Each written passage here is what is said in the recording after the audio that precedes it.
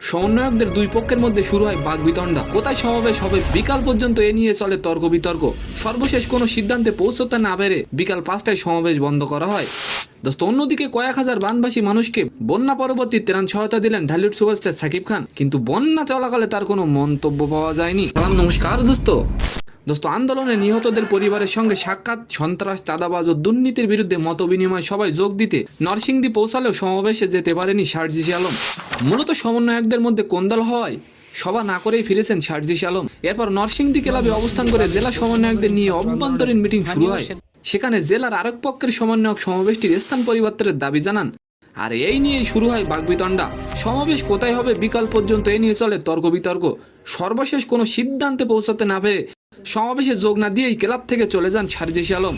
সমন্বয়করা জানিয়েছে নরসিংদীর দুই গ্রুপ আবার একত্রিত হতে পারলে সার্জিস আলম আবার আসবেন।